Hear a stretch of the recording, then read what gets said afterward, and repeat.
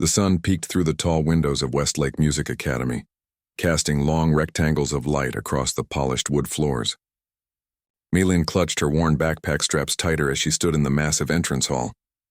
The building itself seemed to whisper of talent and privilege, something the 14-year-old felt she had neither of. At least not the kind that belonged in a place like this. Her family had moved to the city just 3 weeks ago, following her father's new job at the hospital.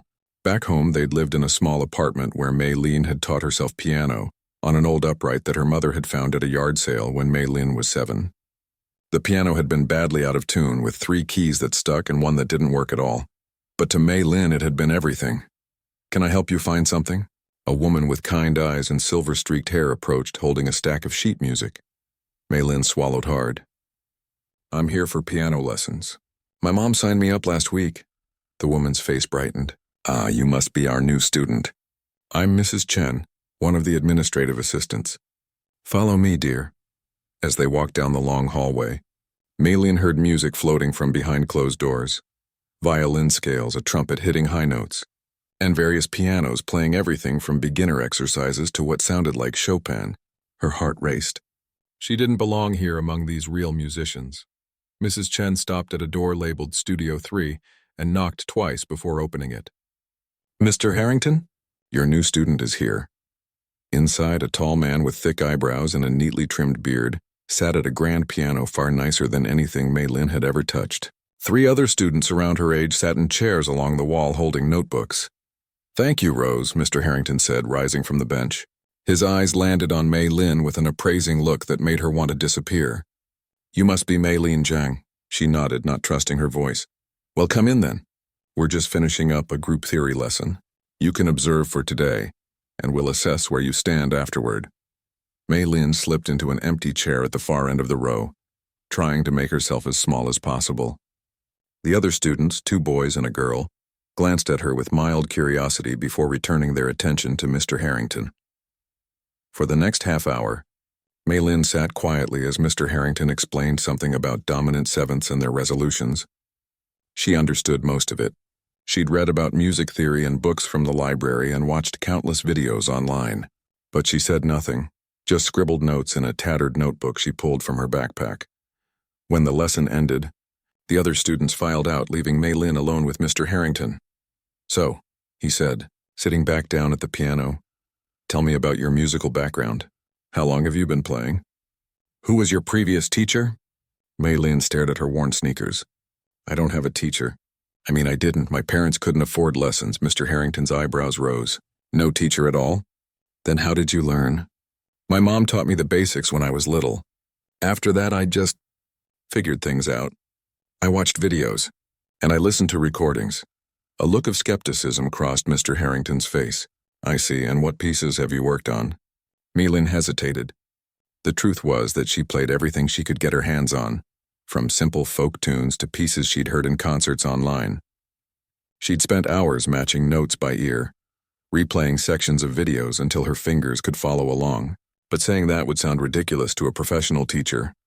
"Just simple things," she murmured. "I don't know the proper names of most of them." Mr. Harrington sighed, and Mei-Lin could read his thoughts. Another parent overestimating their child's abilities. Another student he'd have to start from scratch with. "Well, let's see where you are," he said, gesturing to the piano. "Come, play something for me. Anything you're comfortable with." Mei-Lin approached the gleaming grand piano as if it might bite her. The keys looked so perfect, so pristine compared to her old upright at home. She sat down gingerly on the edge of the bench. Her mind went blank. What should she play? If she played something too advanced, he wouldn't believe she'd learned it herself. If she played something too simple, he'd think she had no skill at all. Mr. Harrington's patience was visibly thinning. "Perhaps a scale, C major? Do you know that one?" Mei-Lin nodded and placed her fingers on the keys. The action was lighter than she was used to, more responsive. She played a C major scale, then without thinking continued into a D major, then E, circling through all 12 keys with mechanical precision. Mr. Harrington's expression shifted slightly. "Good, now do you know any actual pieces?" Mei-Lin thought for a moment, then began to play a simple Mozart sonatina she'd learned from a beginner's book. She purposely slowed her tempo and even added a small fumble in the middle section, Something in her didn't want to show this stern-faced teacher what she could really do. Not yet. When she finished, Mr. Harrington nodded. Not bad for self-teaching. You have some basic skills, but there's much work to be done on your technique and expression. I think we should place you in our beginner group for now. Maylin just nodded, relief and disappointment mingling in her chest. The beginner class meets every Tuesday and Thursday at 4 and you'll also need to purchase these books. He handed her a list. Maylin's heart sank as she saw the prices but didn't say anything. And you'll need regular access to a piano for daily practice. We have a piano at home, she said softly. Good. I expect my students to practice at least 1 hour every day. More as they advance, he checked his watch. The beginner class is actually meeting now, in room 107. You can join them today if you'd like to observe. 10 minutes later, Maylin sat in the back of a classroom with 8 other students, most of them younger than her. The teacher, a cheerful woman named Ms. Lopez, was showing them how to position their hands properly on the keyboard. Like little domes, Ms. Lopez was saying, demonstrating with her own hands. Not flat, not too curled, just relaxed little domes. The other students followed along on small electronic keyboards set up at their desks.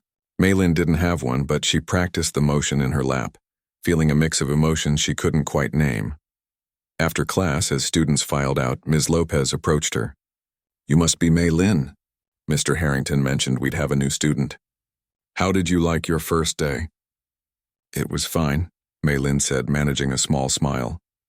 Ms. Lopez seemed genuinely kind. Do you have any questions for me? Maylin shook her head, then paused. Actually, is it okay if I come early sometimes? To practice? We have a piano at home, but my little brothers are always making noise. Of course. The practice rooms are usually open by 7:30 in the morning. You just need to sign in at the front desk. As Maylin walked home that afternoon, her mind was swirling with thoughts. The academy was intimidating with its perfect pianos and professional teachers. But there was also something exciting about it, a world of music more vast than what she'd been able to access on her own.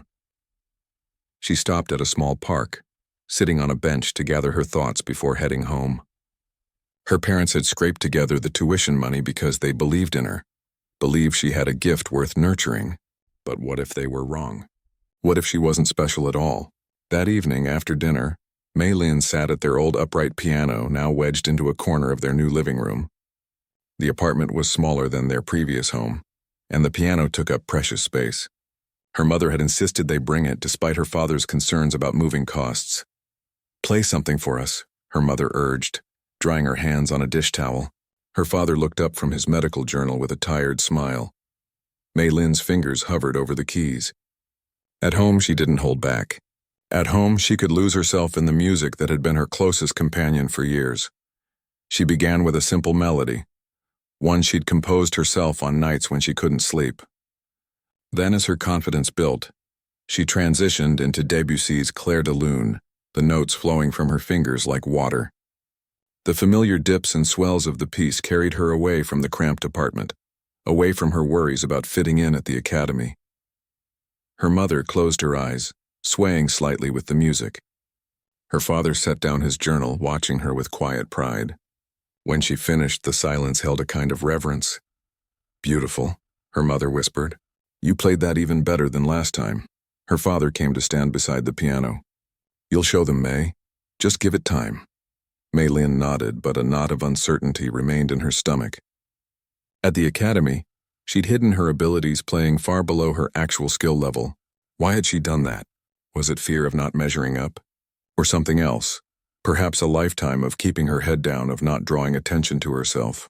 That night, as she lay in bed listening to the unfamiliar city sounds outside her window, Maylin made a decision. She would practice at the academy early in the mornings when no one was around to hear. She would learn what her teachers offered in class. But she wouldn't reveal everything, not yet. Something told her to wait for the right moment.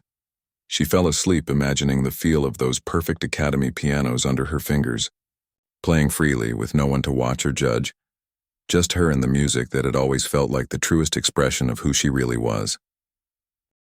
3 weeks passed, and Westlake Music Academy became a part of Maylin's daily rhythm. Each morning she arrived at 7:30, signing in with the sleepy-eyed security guard who had stopped asking questions after the first week. She would slip into practice room C, the smallest room with the oldest piano, which nobody seemed to want, and play for an hour before classes began. These early mornings became her sanctuary. In the quiet building, with dawn light filtering through the high windows, Maylene could finally be herself. Her fingers would fly across the keys, playing pieces that Mr. Harrington would never believe she could master: Chopin's ballads, Beethoven's sonatas, and even the Rachmaninoff pieces she'd fallen in love with after discovering them on an old CD at the public library. But when beginner classes started, she would transform. She'd hunch her shoulders slightly, slow her tempo, and deliberately stumble over passages she could play in her sleep. It wasn't exactly lying, she told herself. It was just waiting. For what, she wasn't entirely sure. Remember to count, everyone. Ms. Lopez called over the disjointed plinking of 10 students playing a simple exercise. 1 and 2 and 3 and 4 and... Maylene counted aloud with the others, playing the basic C major pattern with mechanical precision. Next to her, a boy named Tao sighed dramatically. "This is boring," he whispered. "I want to play real songs." Maylene gave him a small smile but said nothing.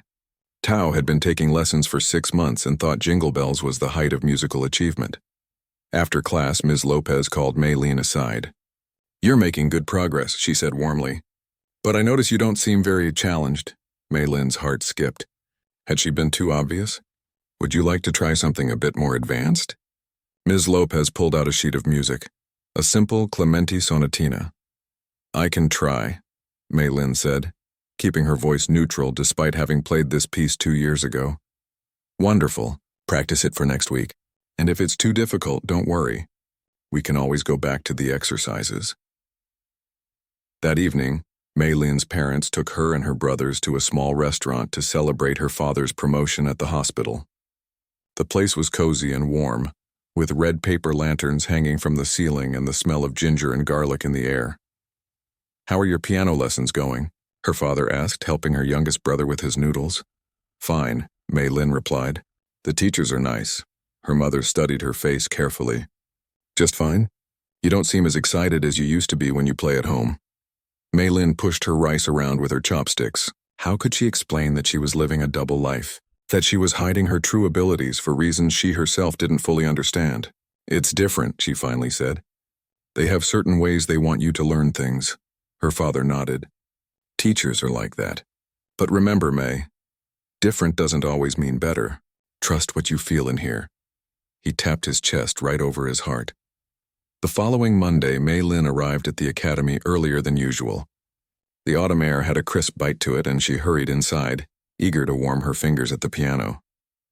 But as she approached practice room C, she heard something that made her freeze. Someone was playing her piano. Peering through the small window in the door, she saw a middle-aged man she recognized as one of the janitors. He wasn't cleaning, though. He was sitting at the piano, carefully picking out a simple melody with one finger. The expression on his face was one of pure concentration and joy. Maylene watched, transfixed. There was something beautiful about his clumsy but heartfelt playing. When he finished, she knocked gently on the door. The man jumped up, his face flushing. "I'm sorry. I shouldn't have..."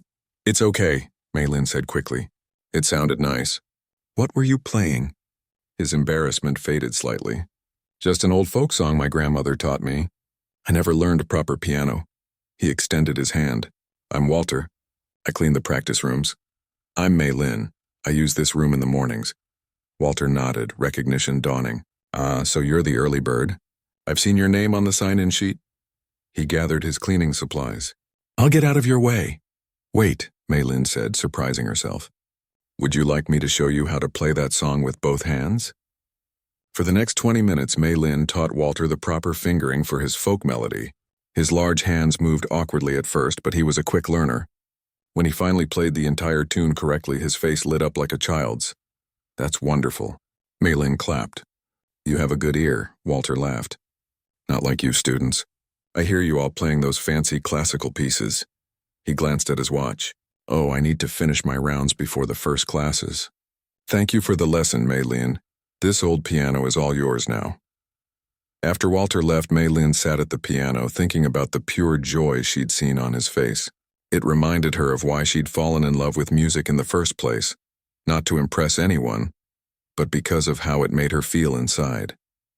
With renewed energy, she began to play. She started with Bach, his complex patterns always a good warm-up for her fingers. Then she moved to Chopin, losing herself in the emotional waves of a nocturne.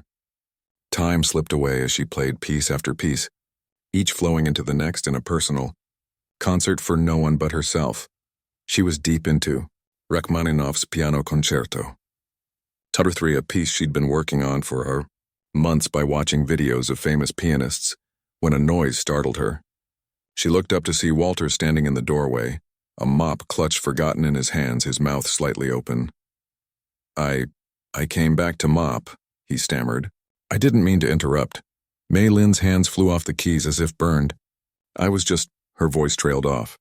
There was no explaining away what Walter had heard. "That was incredible," he said, stepping into the room. "Absolutely incredible. That's one of the hardest pieces there is. You know it?" Mei Lin asked, surprised. Walter nodded. "My wife was a classical music buff. We had all the recordings." "That's Rachmaninoff's third, isn't it? The one they call the Everest of piano concertos?" Mei Lin nodded, her cheeks burning. "But you're in the beginner class," Walter said, confusion crossing his face. "I've heard Ms. Lopez talking about her new students. She mentioned you." "Please don't tell anyone," Mei Lin blurted out. "I'm not supposed to be playing these pieces yet."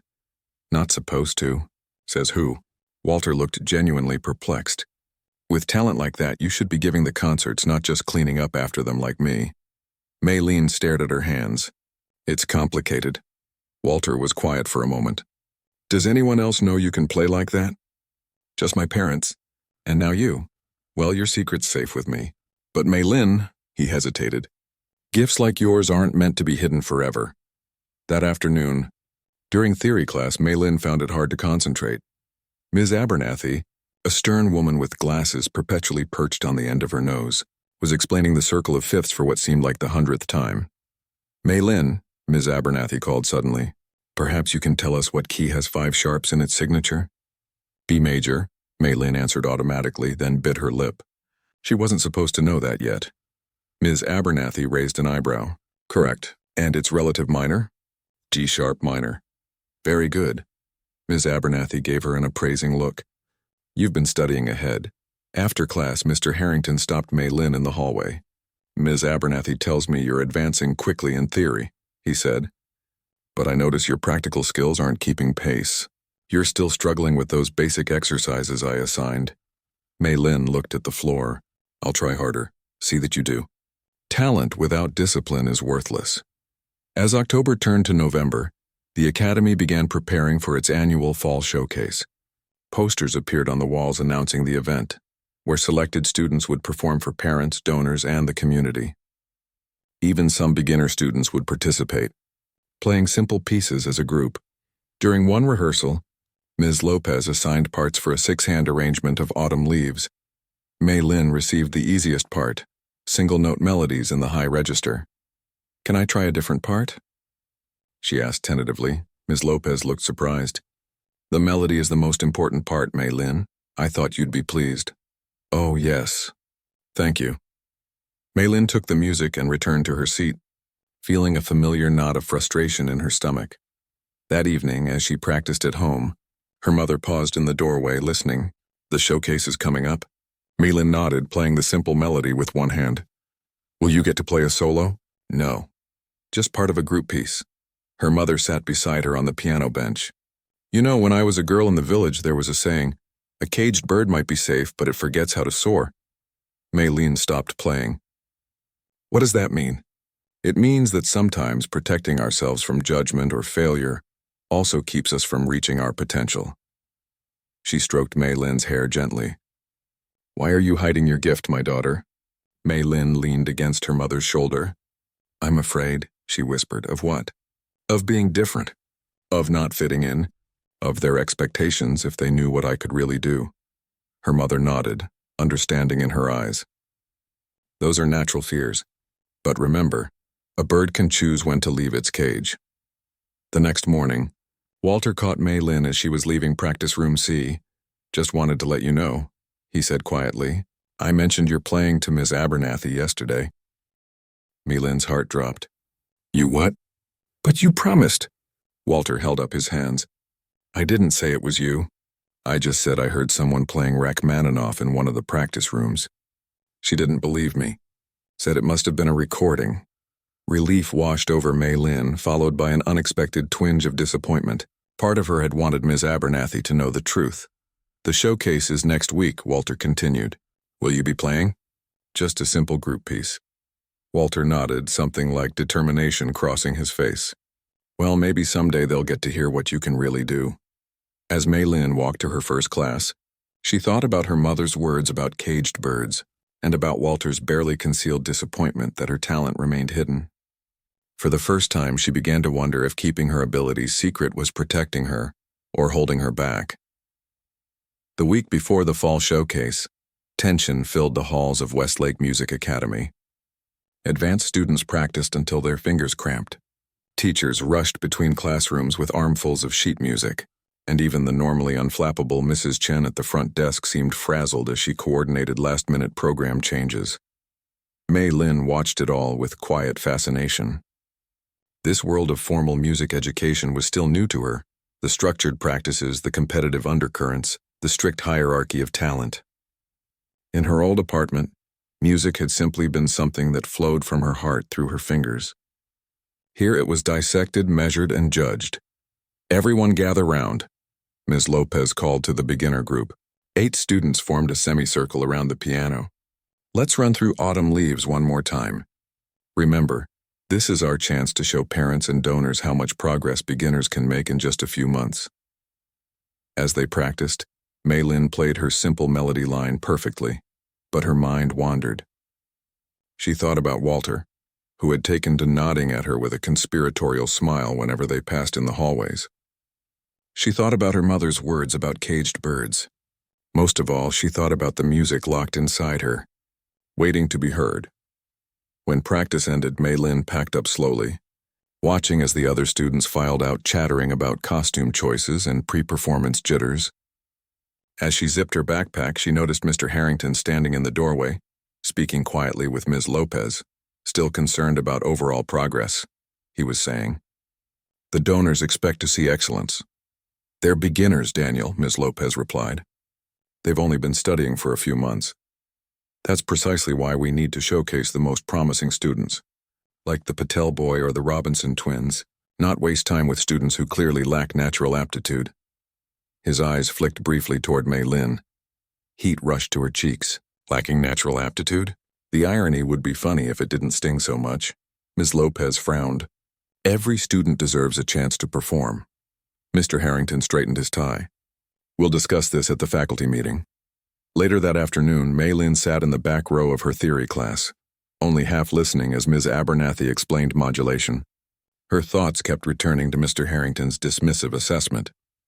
She'd spent so much effort blending in, appearing average, that she'd achieved her goal too well. Now she was seen as untalented, not worth investing in.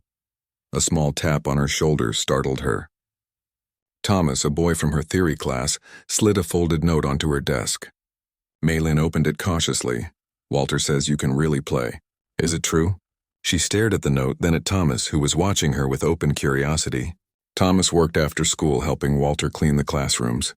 Apparently, Walter hadn't been as discreet as promised. Mei Lin crumpled the note and shook her head firmly. Thomas shrugged and turned back to his notebook. That evening, Mei Lin's usual practice at home felt hollow. She played mechanically, her fingers hitting the right notes but her heart not in the music. Her father, reading on the couch, looked up with concern. "Everything all right, May? You don't sound like yourself." She let her hands fall into her lap. "Dad, if you were really good at something but pretending not to be, would that be wrong?" He set down his book. "That depends. Why would you pretend? Maybe because being good at it makes you different, or puts pressure on you." He came to sit beside her on the piano bench. "When I first came to this country as a medical student, I pretended not to understand English very well. But your English was always good." "Exactly. But when I made mistakes, people were kinder. They expected less. It was safer." Mei Lin nodded. "That's how I feel at the academy sometimes." "And did you keep pretending? With your English?" Her father smiled ruefully. "For a while, until I realized that by protecting myself from judgment, I was also holding myself back. My work suffered. I missed opportunities. He placed his hand gently over hers. Hiding your light might feel safer, but in the long run it dims something inside you. The next morning, Mei Lin arrived at the academy to find the hallways buzzing with gossip. Did you hear? Tao whispered excitedly as they waited for class. Dr. Yamamoto is visiting the academy tomorrow. Who's that? Mei Lin asked. Tao's eyes widened. Only one of the most famous pianists in the world. He's giving a master class for the advanced students. Everyone's freaking out. Throughout the day, Dr. Yamamoto's name seemed to be on everyone's lips. Teachers straightened pictures in the hallways. Advanced students practiced with renewed intensity, and even the janitorial staff was enlisted to polish every surface until it gleamed. After her last class, Mei Lin found Walter buffing the grand piano in the main recital hall. Big day tomorrow, she said, watching him work. Biggest of the year. Walter stepped back to examine the piano's shine. This Japanese fellow is apparently a very big deal. So I've heard. Mei Lin ran her fingers lightly over the piano's edge. Have you ever heard him play? Only recordings. My wife had one of his CDs. Incredible musician. Walter glanced around to make sure they were alone. Not as good as you, though, Mei Lin laughed. Now you're just being nice when I'm being honest. And speaking of honesty, Walter lowered his voice. I might have mentioned to my nephew that I heard a young girl playing Rachmaninoff.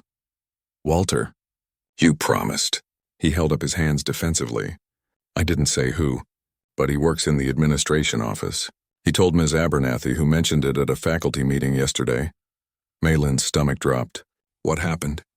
Apparently, Mr. Harrington didn't believe it.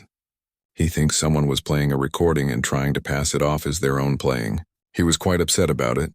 That explained the note from Thomas. And it meant that her secret was becoming academy gossip. She wasn't sure whether to be relieved or concerned that Mr. Harrington had dismissed the story. I should go, she said suddenly. I need to practice for the showcase. Mei Lin, Walter called as she turned to leave. You know, sometimes the right moment chooses you, not the other way around. That evening, the faculty meeting ran late. Through the partially open door of the conference room, Mei Lin could hear raised voices as she passed on her way out. It's absurd, Mr. Harrington was saying. No beginner could possibly play Rachmaninoff's third. Walter clearly heard a recording. Walter insists it was live playing, Ms. Abernathy replied. And he knows that piece well. His wife was a classical pianist. The janitor is a musical expert now? Mr. Harrington's voice dripped with sarcasm. Next you'll tell me the cafeteria lady can conduct Beethoven's Fifth. There's no need to be condescending, Daniel. That was Ms. Lopez's voice, unusually stern.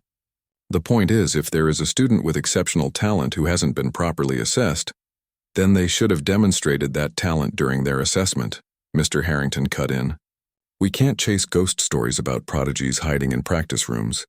There was a moment of silence, then Ms. Abernathy spoke again. What if we could settle this? A simple test. What kind of test? Mr. Harrington asked. Choose a piece, something challenging but not impossible. Have each of the beginner students attempt it. If one of them can play it well beyond their apparent level, we'll have our answer. Mei Lin's heart pounded. She shouldn't be eavesdropping, but she couldn't make herself walk away. It would disrupt the showcase preparations, Mr. Harrington objected. It would take 20 minutes, Ms. Abernathy countered. And if you're right and there is no hidden prodigy, you'll have made your point. Fine. Mr. Harrington sounded exasperated. I'll select a piece that would challenge even my intermediate students. When this proves to be a waste of time, I expect a formal apology from Walter for spreading rumors. Mei Lin finally forced herself to leave, her mind racing. A test, a challenge. The moment she'd both feared and secretly longed for was approaching. That night she barely slept. She kept imagining herself sitting at the piano, all eyes on her, playing something difficult and beautiful. In some versions of her mental movie, she triumphed spectacularly. In others, her fingers froze and she couldn't play a note. By morning, dark circles shadowed her eyes, but a strange calm had settled over her. Whatever happened, at least the pretending would be over. She arrived at the academy to find the atmosphere electric with excitement. Dr. Yamamoto had arrived early and was touring the facilities. Students and teachers alike tried to appear casual while stealing glances at the distinguished visitor. A small, elegant man with silver-streaked hair and an aura of Q. Before her beginner class, Ms. Lopez pulled Mei Lin aside. There's going to be a small exercise today, she said gently. Mr. Harrington has selected a piece for each of you to try sight reading. Don't worry if you can't play it, it's meant to be challenging. Why is he doing this? Maylin asked, though she already knew. Ms. Lopez hesitated. There's been some discussion about student placement. It's nothing for you to worry about. She squeezed Maylin's shoulder reassuringly. Just do your best. When Maylin entered the classroom, she immediately sensed something different. Mr. Harrington was there, standing by the piano with a leather folder of sheet music. Ms. Abernathy sat in the corner, her expression unreadable. Most surprisingly, Dr. Yamamoto himself was seated near the window, apparently there to observe American music education methods. The other beginner students whispered nervously amongst themselves, clearly intimidated by the audience. Good afternoon, everyone, Mr. Harrington said, his voice overly bright. Today we have a special exercise. I'm going to ask each of you to sight read a short piece. This isn't a test. It's simply a way for us to assess progress and identify areas for further development. One by one, he called students to the piano. The piece he'd selected was Liszt's La Campanella, not the most difficult piece in the piano repertoire, but far beyond beginner level. With rapid hand movements and complex ornamentation, each student made a valiant attempt but couldn't manage more than a few halting measures before giving up. Mr. Harrington nodded after each attempt, making notes on his clipboard with a satisfied expression. Finally, only Maylin remained. As Mr. Harrington called her name, she felt strangely detached, as if watching herself from a distance. The classroom seemed to fade around her as she approached the piano. The same piece, Miss Jang, Mr. Harrington said, placing the music on the stand. Take your time to look it over first. Maylin stared at the notes on the page. She knew this piece. She'd played it before, though not perfectly. In her early morning practice sessions, she'd worked through sections of it, drawn to its playful, bell-like quality. She placed her hands on the keys, aware of every pair of eyes on her. Mr. Harrington, expecting failure. Ms. Lopez, concerned and supportive. Ms. Abernathy, keenly observant.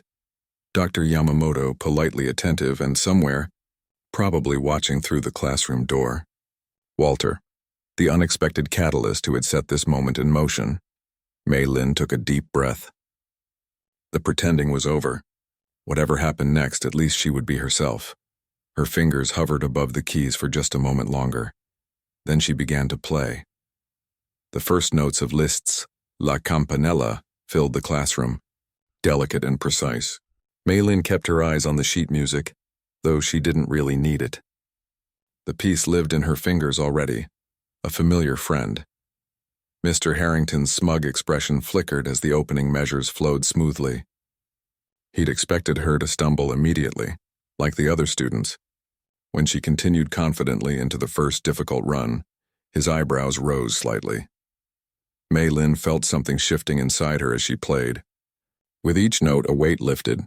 The pretense, the holding back, the careful mediocrity she'd maintained, all of it fell away as her fingers danced across the keys. The music poured out of her, not perfect but genuine and alive. She was vaguely aware of the changing atmosphere in the room. The other students had stopped fidgeting. Ms. Lopez's mouth had fallen slightly open. Ms. Abernathy leaned forward in her chair, glasses slipping down her nose unnoticed. But Maylin wasn't playing for them anymore. She was playing for herself, reconnecting with the joy that had first drawn her to the piano. When she reached a particularly tricky section, rapid alternating octaves that had given her trouble, during her secret practice sessions, she slowed, slightly, but navigated it with determined focus. The piece grew more demanding, with its lightning-fast arpeggios and jumps across multiple octaves. But Maylin stayed with it, letting the music carry her forward. By the time she reached the final cascading runs, she'd forgotten her audience entirely. Her whole being was immersed in the conversation between herself and the piano, the way it had been when she played alone at home or in the early mornings at the academy.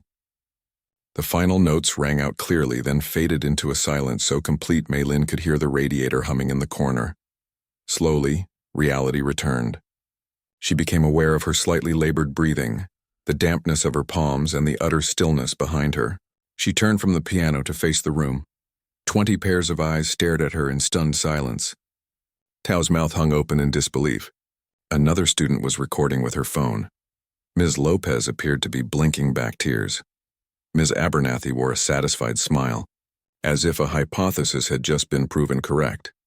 Mr. Harrington stood completely motionless, his clipboard hanging forgotten at his side, his expression a complex mixture of disbelief, embarrassment, and something that might have been awe. It was Dr. Yamamoto who broke the silence. He rose from his chair and approached the piano, his movements deliberate and graceful. "You have played this before," he said. It wasn't a question. Maylin nodded. "Parts of it. I've never performed it for anyone. How long have you studied piano?" he asked, his accent giving the words a musical quality. "I haven't really studied formally," Maylin said, her voice small but steady. "I just play." Dr. Yamamoto turned to Mr. Harrington. "And this student is in your beginner class?" Mr. Harrington cleared his throat, struggling to regain his composure. "There appears to have been a misunderstanding regarding Miss Zhang's abilities." "Indeed." Dr. Yamamoto's tone was polite but carried an edge of rebuke. He turned back to Maylin. "May I ask what else you can play?" Before she could answer, there was a commotion at the classroom door. Walter stood there grinning broadly with Mrs. Chen and several other staff members crowded behind him. "I told you," Walter said triumphantly. "Didn't I say there was a girl playing Rachmaninoff in practice room C?" Ms. Abernathy stood up. "I think we've disrupted the regular class long enough. Perhaps we should continue this discussion elsewhere." She gestured toward the door. "Maylin, would you join us in the conference room? The rest of the students can return to their regular activities." As Maylin followed the adults into the hallway, whispers erupted behind her. Her classmates' eyes followed her with newfound curiosity and respect. Tao gave her a thumbs up as she passed.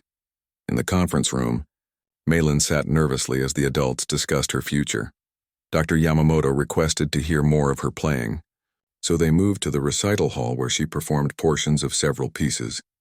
A Bach prelude, a Chopin nocturne, and finally, at Dr. Yamamoto's request, the section of Rachmaninoff's Third Concerto that Walter had heard her playing. "Extraordinary," Dr. Yamamoto murmured when she finished. "Raw talent, certainly, but also remarkable intuition. There are technical issues to address, but her musical instincts are—" He shook his head, seemingly at a loss for words. "I don't understand," Mr. Harrington said, his professional demeanor mostly recovered. "Why would you hide such ability?" All eyes turned to Maylin. She twisted her hands in her lap, trying to find the words. "When we moved here, everything was new and different," she began slowly. "At my old school, being different wasn't always good. Kids made fun of you if you stood out. And then at the assessment, you seemed so formal. I was afraid I was doing everything wrong. So when you assumed I was a beginner, it felt safer to just go along with it." Ms. Lopez reached over to squeeze her hand. "I knew there was something special about you, but I never imagined—" "We've wasted months that could have been spent on proper training," Mr. Harrington said, though his tone had lost its earlier edge. "Not wasted," Dr. Yamamoto corrected gently. "Self-discovery is never wasted. And she has clearly been working diligently on her own." He turned to Maylin. "But now, you must have proper guidance to develop your gift fully." The conversation turned to practical matters: reassessment, curriculum adjustments, potential teachers. Maylin listened, still processing the enormity of what had happened. Her secret was out. There was no going back to being just another student. As the adults discussed her future, Maylin's thoughts drifted to her parents. What would they say when they heard? Her father would be proud, she knew. Her mother would say she'd known all along that Maylin couldn't keep her light hidden forever. Later that afternoon, as the regular school day ended, Maylin found herself sitting alone in practice room C. The familiar old piano seemed different somehow, now that it no longer needed to keep her secret. She ran her fingers lightly over the keys without pressing them, lost in thought. A soft knock interrupted her reflection. Walter stood in the doorway, a mop in one hand and a small wrapped package in the other. "I hope I'm not disturbing you, Miss Zhang," he said with exaggerated formality, then broke into a wide smile. "Or should I say future concert pianist extraordinaire?" Maylin laughed. "Just Maylin is still fine." Walter entered and placed the small package on top of the piano. "A little congratulations gift. Nothing fancy." Maylin unwrapped it to find a CD of Rachmaninoff's piano concertos. "Your wife's?" she guessed. Walter nodded. "She would have wanted you to have it." She always said music should be passed forward. He leaned on his mop. So how does it feel? Being discovered? Scary, Maylin admitted. But good too. Like I can finally breathe properly. She looked at him curiously. Why did you do it? Tell people about me? Walter considered the question seriously. When I was your age, I loved to draw. People said I had talent. But my father wanted me to work in his shop, so I put the pencils away. His eyes grew distant. Life happens. Bills need paying. Dreams get pushed aside. Before you know it, 40 years have passed. He refocused on Maylin. Some gifts are too precious to hide. Before Maylin could respond, there was another knock.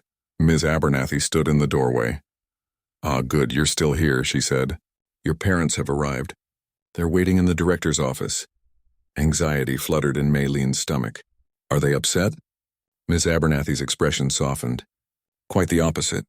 Your mother started crying when Mr. Harrington played her the recording of your performance. Your father hasn't stopped smiling. Relief washed over Maylin. She thanked Walter for the CD and followed Ms. Abernathy through the now quiet hallways of the academy. As they walked, Ms. Abernathy filled her in on what had been decided. You'll be working with Dr. Yamamoto while he's in town. He's extended his visit specifically for you. After that, we'll reassess your placement, though you'll likely join the advanced program. Mr. Harrington has already started adjusting the curriculum to accommodate your unique situation. Mr. Harrington doesn't seem to like me very much. Maylin ventured. Ms. Abernathy chuckled. Daniel doesn't like being proven wrong, but he respects talent and he'll come around.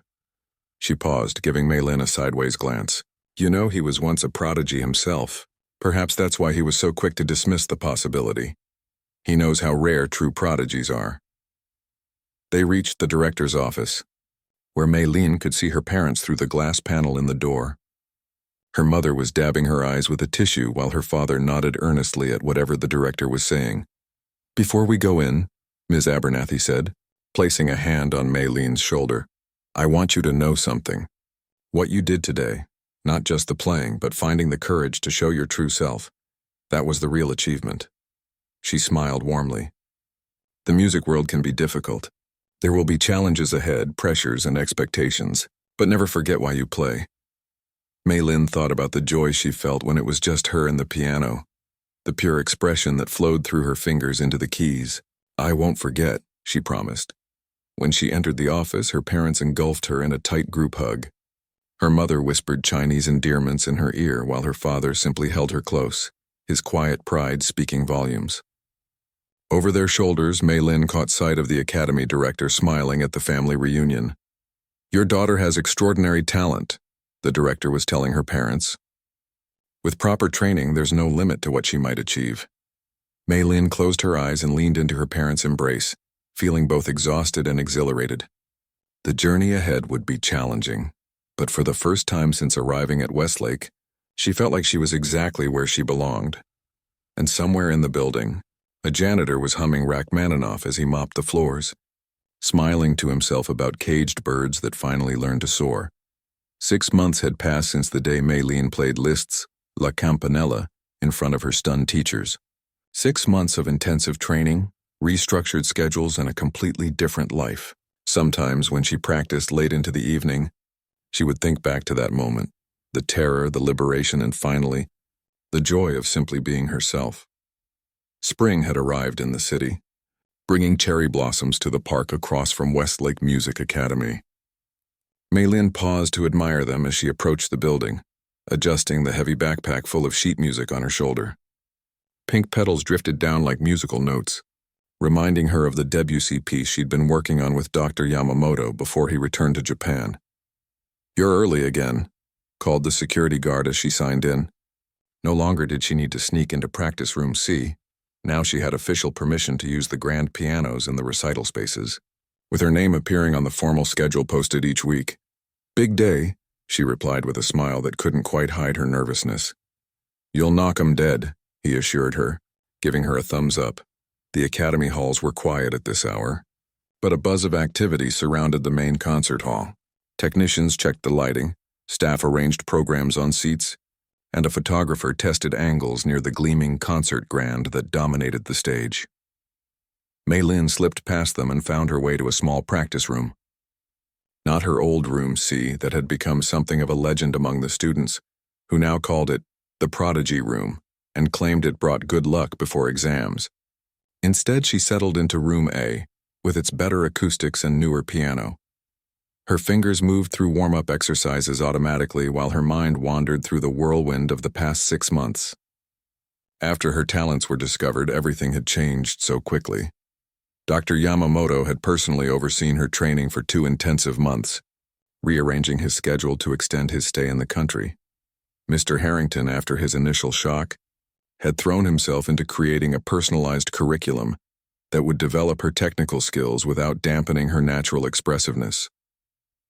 Even Ms. Lopez had found ways to help, coaching Mei Lin on performance anxiety and stage presence. Technical brilliance is only half the equation, she'd explained. Connecting with your audience is just as important.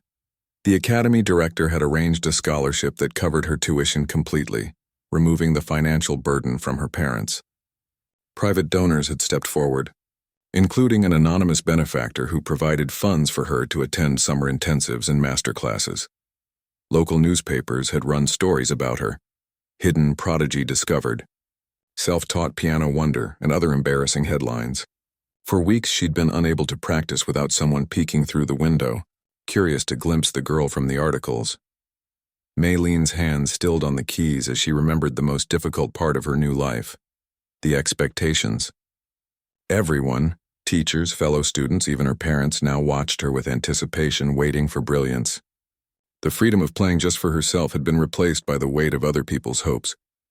A soft knock interrupted her thoughts. Ms. Abernathy stood in the doorway, elegant in a formal black dress. "How are you feeling?" she asked, entering the room. "Nervous," Mei Lin admitted. "My hands keep shaking." Ms. Abernathy sat beside her on the bench. "That's normal. Even professionals get nervous. What if I disappoint everyone? Is that what you're worried about? Living up to expectations?" Mei Lin nodded, staring at the keys. "Look at me," Ms. Abernathy said gently. When Mei Lin raised her eyes, the teacher continued, "Music isn't about perfection. It's about communication, speaking from your heart to others. All those people out there, they're not coming to judge you. They're coming to experience something beautiful. But what if I make mistakes?" "Then you make mistakes." Ms. Abernathy shrugged. "Vladimir Horowitz made mistakes. Arthur Rubinstein made mistakes. They're remembered for how they made people feel, not for playing every note perfectly." Mei Lin took a deep breath. "I keep thinking about that day, when I played for everyone the first time. I wasn't scared then, not once I started playing, because you were playing for yourself, not for an audience." Ms. Abernathy patted her hand. "Find that feeling again. The audience is just incidental." After Ms. Abernathy left, Mei Lin continued practicing, focusing on the passages that still gave her trouble in Rachmaninoff's Piano Concerto No. 3, the piece she would perform at today's spring showcase. Not the entire concerto, of course, just the first movement, with Mr. Harrington playing the orchestral reduction on a second piano. It was a bold choice for a student showcase. When Mr. Harrington had suggested it, Mei Lin had been terrified. "But that's one of the hardest concertos ever written," she'd protested. "Precisely," he'd replied. "And you're already halfway to mastering it. It's the perfect piece to demonstrate both your current abilities and your future potential." A knock on the door announced Mr. Harrington himself. Unlike Ms. Abernathy, he hadn't dressed up for the occasion, wearing his usual crisp button-down and tie. "It's time to get ready," he said briskly. "The hall is filling up." Mei Lin followed him to the green room behind the concert hall where other performers were already waiting. Some paced nervously, others sat in silent concentration, and a few chatted quietly in the corner. All eyes turned to Mei Lin when she entered. As the showcase's featured performer, she would play last. This meant sitting through 2 hours of other performances with her nerves building steadily. Ms. Lopez had suggested techniques to stay calm: deep breathing, positive visualization, gentle hand exercises to keep her fingers warm. One by one, the other students performed their pieces. The youngest went first, a group of 7-year-olds playing a simple Mozart arrangement with intense concentration. Then came the intermediate students with their Clementi sonatinas and Bergmüller studies. The advanced students tackled more ambitious works: Beethoven sonatas, Chopin ballades, a particularly moving Schubert impromptu played by a tall boy in his final year. Backstage, Maylin tried to focus on her breathing, but her thoughts kept returning to the audience. Her entire family was there, not just her parents and brothers, but aunts, uncles, and cousins who had traveled from out of town. Walter had taken the day off work to attend, bringing his sister and nephew. Dr. Yamamoto had sent a video message from Japan wishing her luck, which Ms. Abernathy had shown her that morning. Most intimidating of all, representatives from the National Conservatory would be in attendance, evaluating her for potential early admission to their prestigious pre-college program. A staff member approached with a 5-minute warning. Maylin went through her final mental preparations, reviewing the opening measures of the concerto in her mind. Mr. Harrington appeared at her side. "Remember," he said quietly, "start slow. Establish your tempo before the difficult passages. And don't rush the cadenza, let it breathe." She nodded, too nervous to speak. "You've prepared thoroughly," he continued, his tone softer than usual. "Now it's time to trust that preparation." The staff member returned to lead them to the stage. Maylin heard the polite applause as she emerged into the bright lights, saw the sea of faces in the audience, felt the enormity of the moment. The grand piano waited center stage, its lid fully open, gleaming under the lights. Mr. Harrington took his place at the second piano, positioned behind it. Maylin crossed to the main instrument, adjusted the bench, and sat down. In the front row, she spotted her parents. Her mother gave a small wave. Her father nodded encouragingly. A few seats down, Walter beamed at her with unabashed pride. Maylin placed her hands in her lap and took one final deep breath. The hall fell silent, hundreds of people waiting for her to begin. For a moment, panic threatened to overwhelm her. There were too many people, too many expectations. She closed her eyes, trying to find her center. Then she remembered Ms. Abernathy's advice. Find that feeling again. Play for yourself. Maylin thought back to her old apartment, to the out-of-tune upright piano with its sticky keys. She remembered playing late into the night, the pure joy of discovering what her hands could create. She remembered practice room C in the early mornings, the sunlight filtering through the high windows as she played just for herself. With that feeling in her heart, she opened her eyes, nodded to Mr. Harrington, and began to play. The opening of Rachmaninoff's Third was deceptively simple, a quiet, melancholy theme that belied the technical fireworks to come. Maylin let herself sink into the music, allowing the familiar notes to wash away her anxiety. As the piece progressed and the difficulties mounted, she remained anchored in the music itself. Her hands stretched for the wide intervals. Her fingers flew through the rapid passages. Her body swayed with the emotional rises and falls. When she reached the cadenza, the extended solo section where the pianist takes center stage without orchestral accompaniment, she let time expand, shaping each phrase with care. She was vaguely aware of the audience's stillness, of Mr. Harrington's precise entries on the second piano, of the warmth of the stage lights, but mostly she was aware of the music flowing through her, of the connection between her heart and her hands and the piano. The final section of the movement built to its climax, the themes returning with greater urgency and power. Maylin's hands moved with confidence born of countless practice hours. The last chords resonated through the hall, hanging in the air for a breathless moment before fading to silence. Then the audience erupted. People rose to their feet, applauding and cheering. Maylin sat frozen at the piano, momentarily stunned by the reaction. Mr. Harrington approached and gently indicated that she should stand and bow. As she did, the applause intensified. Her vision blurred with tears of relief and joy. She had done it, not perfectly, but with all her heart.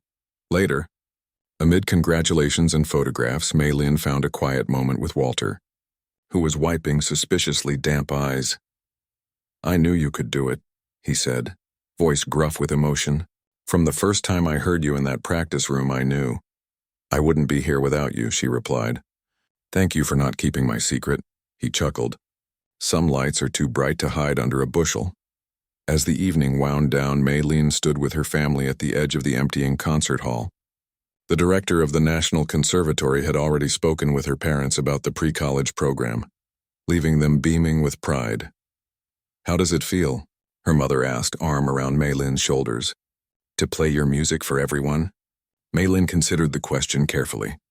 Different, she finally said. Not better or worse than playing alone. Just different. When I play for myself, it's like having a conversation with my own heart. But when I play for others, it's like sharing that conversation with friends. Her father nodded thoughtfully. And both are necessary, I think. The private and the public. As they walked out into the spring evening, cherry blossoms still drifting in the cool air, Maylene felt a sense of balance settling within her. The path ahead would be challenging. More performances, more expectations, more pressure. But she had found something precious. The ability to share her gift while still protecting the joy that had kindled it in the first place. Tomorrow, she would return to practice room C, not because she needed to hide, but because she wanted to remember. She would play just for herself, reconnecting with the pure love of music that had started her journey. And then she would step onto the larger stage that awaited her, ready to share that love with the world.